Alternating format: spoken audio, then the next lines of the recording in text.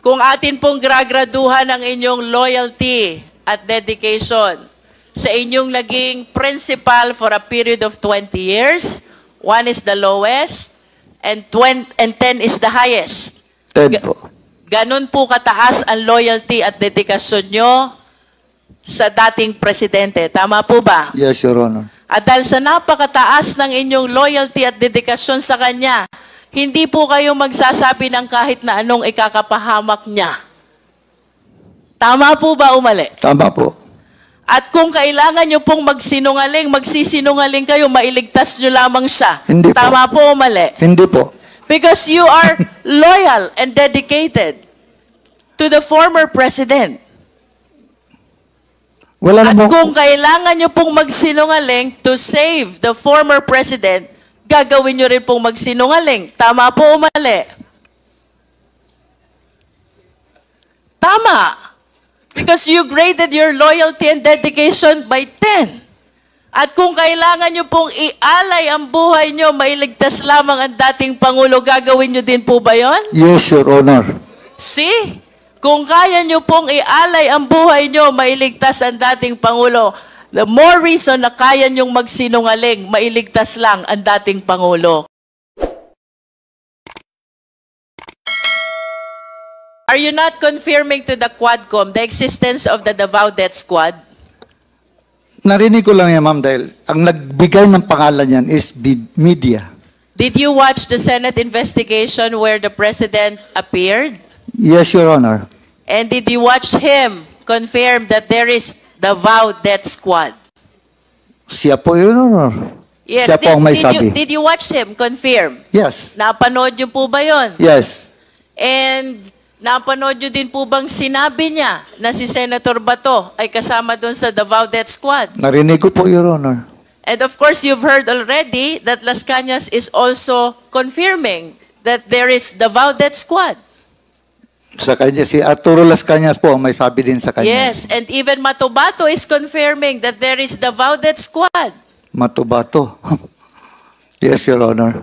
And even Jose Basilio is confirming that there is Davao Death Squad. Basilio, I do not know Basilio, Your Honor. But of all the names that I have mentioned, I hope you realize that the President himself confirms the existence of Davao Death Squad, and you are denying Davao Death Squad. I did not, Your Honor. Narinig ko lang, Your Honor. I am not answerable for Presidente, Your Honor. Yes, but you are with the President since 1988 to 2008, Yes, and Your I am inclined to believe that you know almost all the activities of the President. Tama po ba ako? Hindi lahat. And when the President say that he confirms that there is Davao Death Squad, then it means that there is really Davao Death Squad. And if you deny that, then somebody is telling a lie. If the President confirms this already, I do not understand why you keep on denying the Davao Death Squad. Sa akin po, Your Honor, narinig ko lang. So, kung nagsabi ang Presidente, narinig ko sa kanya. Nakikilala niyo po ba si Edgar Matobato? Nakilala ko lang po si Edgar Matubato sa Samal Island, Your Honor. Paano niyo po siya nakilala? One time, may nakita ko wearing sleeveless shirt. Siguro, sleeveless. Nakita ko, may tao kasi, siyempre, pulis ako, may nakita kong tao naka-sleeveless, naglakad, na naka-holster ng 45, at pumunta siya sa isang sasakyan na yung owner type jeep. Mayroon niya siyang owner type jeep. Paglingon ko, mayroon siyang importin. Napatanong ako sa ibang tao, sino yan? Yan si Edgar Matubato, tauhan ni yung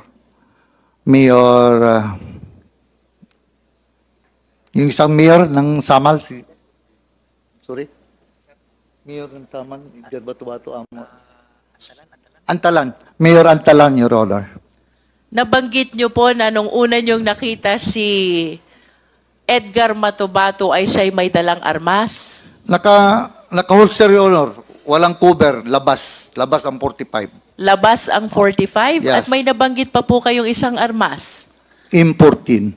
M14. Yes, Your Nalalaman niyo po ba kung si Edgar Matubato ay kapwa niyo pulis? No. And I Sabi nila, ano yan, police? Sabi ko. Kasi naka-react lang po ako dahil police ako na may nakita akong may armas. Ano yan? Bata, yan lang, bata ni Mayor Antalan. I understand that you were a police officer during the time, Yes, Your Mr. Honor. Buenaventura. Did you not bother to prompt Sabi kasi Edgar nila, Matubato? sabi nila member ng CHDF, Ano po yun? Civilian Home Defense Force, Your Honor. Saan po ba naka-attach itong civilian force? Civilian Police Force. Home Defense Force. Army po yun sa Army. Civilian Home Defense Force. Yes, Your Honor. Saan po ba attach itong Civilian Home Defense Force? Sa military po, Army. Sa military po. Yes, But Your you Honor. were saying kanina na siya ay bata, tao, ng mayor ng Samal. Tama po ba yun? Tauhan siya ng mayor ng Samal. Ano pong pangalan ng mayor ng Samal? Mayor Antalan po. Nalalaman niyo po ba kung ano itong Civilian Force Multiplier? Yes, Your Honor. Ano po ba itong Civilian Force Multiplier? Home Defense Force yun under the Army. Under the Army. Nalalaman niyo din po ba na kayo ay kilala ni Edgar Matubato? After na, Your Honor, after noon. Yung first time nakita ko siya, after noon, nakilala niya rin ako na isang pulis. Kaya, Kilala po kayo ni Edgar Matubato bilang boss doon sa grupo ni Mayor Duterte. No, Do you na- confirm this? hindi naman boss, Your Honor. Security driver lang po ako. Pero, Security driver. Would you confirm na kayo po ay kilala ni Edgar Matubato bilang isa sa mga tao Isang ni Mayor pulis po, Duterte? isang pulis. And would you confirm also that for quite some time itong si Edgar Matubato ay naging tao din ni Mayor Duterte? Hindi po. Not at any point in time. Narinig ko yung sabi niya na naging security siya ni Mayor Duterte. Hindi po totoo yan. Hindi totoo. Na naging security siya ni Basti, naghatid sa eskwelahan. Hindi po totoo yun. Hindi po totoo. Ang security ni Mayor Duterte, puro police. Mr. Buenaventura, may mga babanggitin pa rin po akong pangalan dito. Yes, Your Honor. Nakikilala niyo po ba si Chris Lanay? Chris Lanay. Hindi ko makuha mo, Your Honor. Si Andong? Hindi ko kilala, Your Honor. Si Jopet? Hindi, Your Honor. Si Alvin Laod? Police din yun, Your Honor. Alias Boboy Maldito? Hindi, Your Honor. Alejandro Casas alias Toothpick? Yung bata ni Juan yun, Your Honor, ni Las Cañas. Si Boy Pondoyo alias Boy Chacha? Sa City Hall po yun, Your Honor. Alias Inchik? Hindi ko kilala, Your Honor. Jerry Troso? City Hall po, Your Honor. De la Serna Brothers? Hindi ko Sina kilala. Ayan, Yoyin, at Jongjong? Hindi ko kilala, Your Honor. Duhilag Brothers na may pangalang Roland, Yanyan, Alan, at Valentin. Hindi ko kilala, Your Honor. Ayon po sa ating mga source, Mr. Buenaventura, ang mga nabanggit pong pangalan ay mga miyembro ng Davao Death Squad. At ito po ay ayon kay Arturo Las Cañas. Ano pong masasabi nyo rito? Yan po ang sabi ni Las Cañas, Your Honor. Dahil sila, nasa heinous crime sila. Ako, security driver lang po ako ni Mayor Duterte. Wala akong kuwan doon. Isang unit sila doon sa police. Dito lang ako sa kay Mayor Duterte. Do you confirm that Davao Death Squad exists? Yun sa newspaper, sa media. Do you know Arturo Las Cañas? Yes, Your Honor. Do you know Jose Basilio? No, Your Honor. Las Cañas, Basilio, and Matobato. All of them are members of DDS, Davao Death Squad, and they are identifying you bilang taong dinadaanan ng mga orders ni Mayor Duterte. Ano Ganit- pong masasabi nyo dito? Ganito po yun, Your Honor. heinous crime headed by Colonel Makasait. Si Colonel Makasait, SPO4 lang ako. Dati SPO3 pa. SPO3 pa ako. Kung ako mag-order sa kanila, Your Honor, Colonel Makasait, bumidal police officer na Davao City, maniwala sa akin yon. Maniwala sa akin yun si Colonel Makasait. Mr. Chair, Yes, Congressman Akop. maniniwala sa iyo No. kasi ikaw ang palaging kasama ng mayor. Pero hindi Pero ako... naman talaga, di ba? Yes, sir. galing ako As, sa as servisyo, driver, alam ko yan as driver security, Your Honor. Hindi, Driver pero security lang po ako. Pero kung may iutos yung mayor sa iyo, iisipin nung kakausapin mo, galing kay mayor talaga yan. Di ba? Wala mang giuto sa akin na ganyan, Mayor. Iba yung sagot mo sorry. kanina. Your Honor. Hindi ko naman sinasabi kung may iniutos sa iyo. Yeah. Pero yung sinabi mo na hindi pwedeng sumunod si Major Makasait sa iyo, susunod yun dahil ikaw ay driver bodyguard ni Mayor. Kalakaran yun, di ba? Maski naman sa serbisyo, ganun eh. Di ba? Pares tayong galing sa serbisyo, kaya alam ko yan. Kaya huwag mong sagutin si Honorable Luis Ron ng ganun. Ang tamang sagot mo, hindi naman ako inutusan ni Mayor. Di ba? Mr. Benaventura? Yes, Your Honor. Yes. Thank you, Mr. Chair. Mr. Buenaventura, sino po si Superman? Hindi nyo rin po ba alam? Yun ang call sign ni Mayor. Doon may radyo pa kami. Superman. At least you confirm Yes, Your Honor. that Superman is Mayor Duterte. Yun ang call sign niya sa radio. Yes, and he is actually called Superman by DDS. Do you confirm that? I do not know, ma'am. I do not know. Hindi Sa niyo amin po lang yun, alam? ma'am, sa radio. Sa radio, ma'am. Yan ang call sign niya sa radio. Sa amin yun. Everybody in DDS call Mayor Duterte as Superman. Sino pong DDS, ma'am? Mr. Buenaventura, Yes, Your Honor. are you not confirming to the Quadcom the existence of the Davao Death Squad? Narinig ko lang yan, ma'am, dahil ang nagbigay ng pangalan yan is media. Did you watch the Senate investigation where the President appeared? Yes, Your Honor. And did you watch him confirm that there is Davao Death Squad? Siya po, Your Honor. Yes, Siya po ang may sabi. did you watch him confirm? Yes. Napanood niyo po ba yon? Yes. And napanood niyo din po bang sinabi niya na si Senator Bato ay kasama doon sa Davao Death Squad? Narinig ko po, Your Honor. And of course, you've heard already that Las Cañas is also confirming that there is Davao Death Squad. Sa kanya, si Arturo Las Cañas po ang may sabi din sa kanya. Yes, and even Matobato is confirming that there is Davao Death Squad. Matubato. Yes, Your Honor.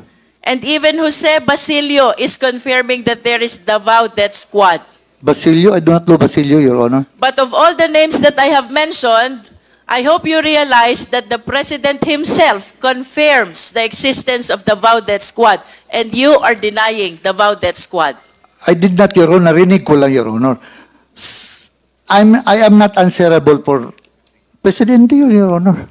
Yes, but you are with the President since 1988 to 2008, Yes, and Your Honor. I am inclined to believe that you know almost all the activities of the President. Tama po ba ako? Hindi lahat. And when the President say that he confirms that there is the Davao Death Squad, then it means that there is really the Davao Death Squad. And if you deny that, then somebody is telling a lie. If the President confirms this already, I do not understand why you keep on denying the Davao Death Squad. Sa akin po, Your Honor, narinig ko lang. So, kung nagsabi ang Presidente, narinig ko sa kanya. Before I end my interpellation, Mr. Chair, may I request the Secretariat to please flash the two pictures of the President with Mr. Buenaventura. Can we have the two pictures, Secretariat, please? This is only to bolster the fact that Mr. Buenaventura has been with the President since 1988 up to 2008.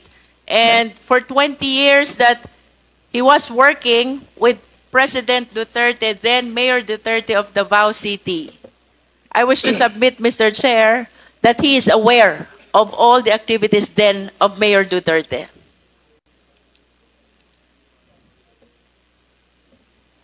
Secretariat?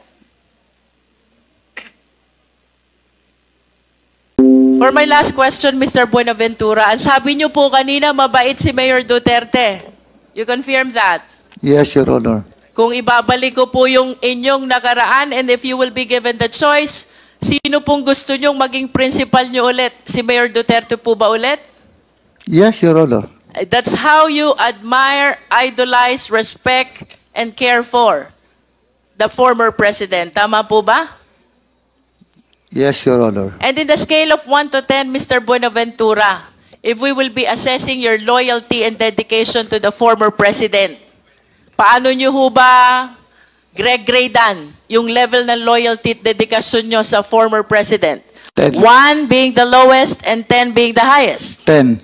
And with a grade of 10, you will not say anything that will harm the president, yes or no? Sorry, ma'am. And with a grade of 10, ibig sabihin, yun po ang pinakamataas na loyalty at dedication na ibinibigay nyo sa president, you will not say anything that will harm the president. Yes. Yes, Your Honor.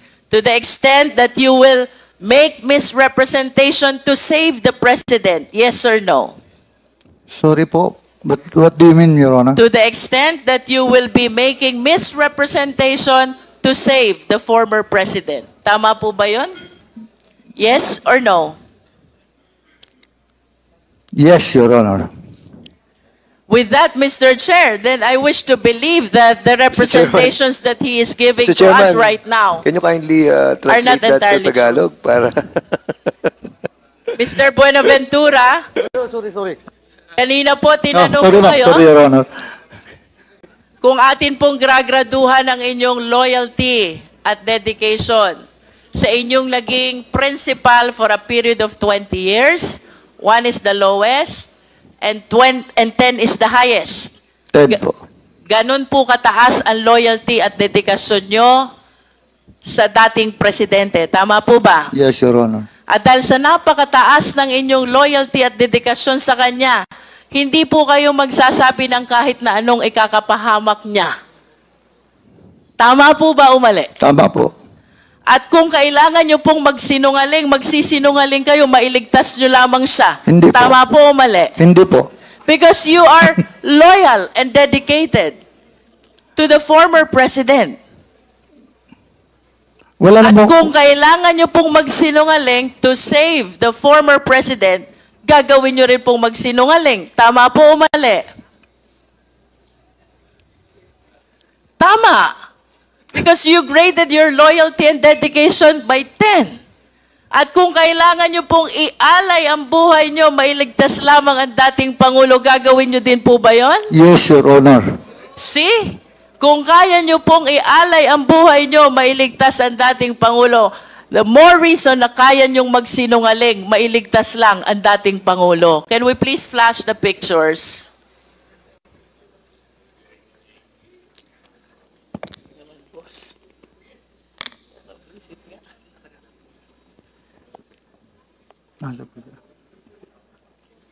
Next picture, please.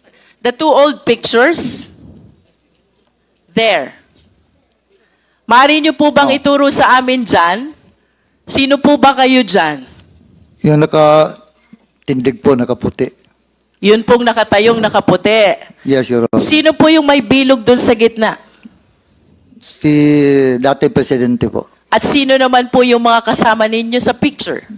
Taga-media po. Taga-media. Saan po ba kuha itong letratong ito? Sa kuwan po, sa Turil, yung masalang Eden Bayabas po, hindi pa yun, wala pa yung, Mga anong taon po ba kuha itong letratong ito? hindi ko lang maalala. Hindi ko lang maalala, Your Honor. Approximate year lang po. Perhaps you can base it on the looks of the former president. Batang-bata pa po siya dito.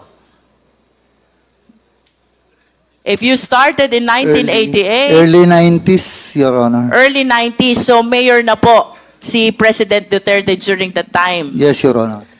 As early as then, ganun na po kayo ka-close dito sa ating dating Pangulo, no? Kasi kahit mga media ang kasama, kayo pa rin ang kasama niya. Tama po ba? Ako kasi ang security driver, Your Is Honor. Turil outside Davao City?